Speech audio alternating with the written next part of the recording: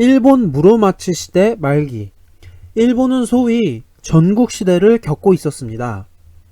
당시 국민들의 삶은 피폐해질 대로 피폐했고 죽고 죽이는 전투가 계속되던 무질서의 극치였지만 각 지방의 재능 있는 인재들은 이런 위기를 기회로 삼아 용쟁호투를 펼치며 천하의 패권에 다가갈 수 있었던 기회였습니다. 우리가 흔히 교과서로 접한 일본 전국시대 하면 떠오르는 이미지인데요. 쉽게 말해 재능이 있다면 누구나 천하를 쥘 수 있다? 과연 이 말이 사실일까요?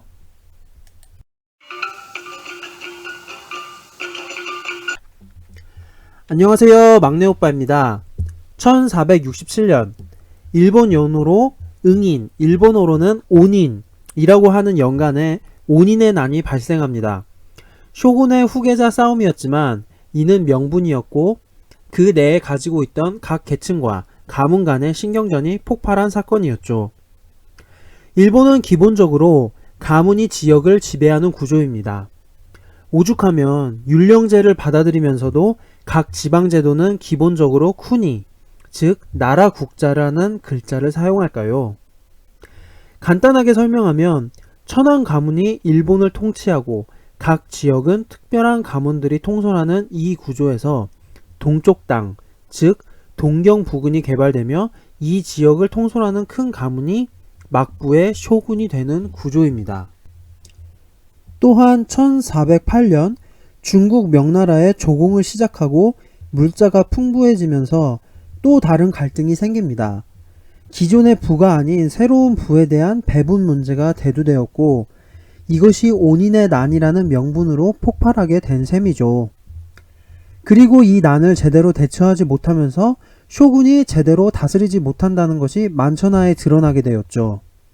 이로써 천황 밑의 지방관들 그리고 쇼군에게 영지를 받은 대명, 즉 다이묘들은 각자 도생이 필요하다고 판단, 자신들이 다스리던 지역의 무정화를 한층 강화하게 됩니다. 그리고 자신들의 요구를 충족하기 위해 천황가나 막부 상부의 지시 없이 옆의 동네와 동맹을 맺거나 침략하거나 하는 방식이 점차 아무렇지도 않은 상황이 되는데 이것이 바로 그렇습니다. 우리가 알고 있는 전국시대입니다. 하지만 이런 시기가 공식적으로 있었던 적은 아니에요.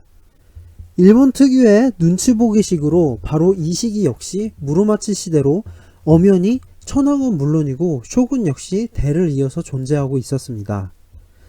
하지만 그런 쇼군을 폐위시킨 사람이 있었으니 그것이 바로 오다 노부나가였습니다. 전국시대는 실은 그렇게까지 난장판은 아니었습니다. 농민들과 상인들이 경제활동을 해야 이들에게서 세금을 받는 다이묘와 관료들은 살 수 있었기에 전쟁이 난다고 해도 동네에서 먼 외곽에서 무사들끼리 전쟁을 하는 것이었고 더군다나 대다수의 목적은 자신의 지역을 지키는 것에 급급한 것이었기에 지역적인 소규모 충돌이 이 시대 전쟁의 대다수였습니다. 하지만 직전 신장 오다 노부나가 이 사람은 좀 특이한 행동을 보입니다. 바로 공격적인 전쟁이었죠. 이 사람은 좀 특이한 행동을 보입니다. 바로 공격적인 전쟁이었죠. 우선 조총이라는 신문물을 수입하고 일본의 새로운 축성 방법을 고안합니다. 그리고 무엇보다도 막부를 폐지시킵니다. 보통의 다이묘들이 비록 힘이 없는 막부지만 막부의 쇼군이란 이름을 얻고 전쟁을 펼쳤다면 일본의 중앙지역 수도가 있는 기내, 즉 키나이 지방을 점령한 그는 막부의 쇼군에게 항복을 받아냅니다. 일개 무사가문이 쇼군의 항복을 정식으로 받는다? 정말 노부나가가 아니고서는 생각 못할 창의적인, 아니 혁명적인 발상이었죠. 어쨌든 이로써 공식적으로 무로마치 막부는 무너지게 됩니다. 그렇다면 오다 노부나가는 새로운 막부를 열 수 있었을까요? 정답은 아니오입니다. 어떻게 보면 당연한 이유일 수도 있는데요.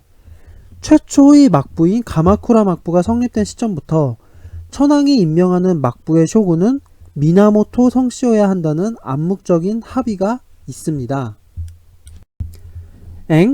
일본사를 조금이라도 아시는 분들은 좀 이상하시죠? 오다 노부나가는 아니더라도 가마쿠라 이후에 무로마치를 개창한 쇼군 역시 아시카가, 즉 종리씨이고, 그 이후에 에도마쿠를 개창한 도쿠가와 이에야스 역시 덕천씨인데 미나모토 씨와는 다르잖아요. 이 점에 있어서 다음 강의에 좀 더 자세하게 말씀드리겠습니다. 참고로 간단하게 이전에 일본사 강의에서 말씀을 드렸는데 기억하시는지 모르겠네요. 참고하실 분들은 해주세요. 그럼 다음 시간에 일본의 풍우나 오다 노부나가의 결말에 대해서 알아보도록 하겠습니다. 그럼 구독과 좋아요, 알림 설정 부탁드리며 다음 시간에 꼭꼭 뵙겠습니다. 감사합니다.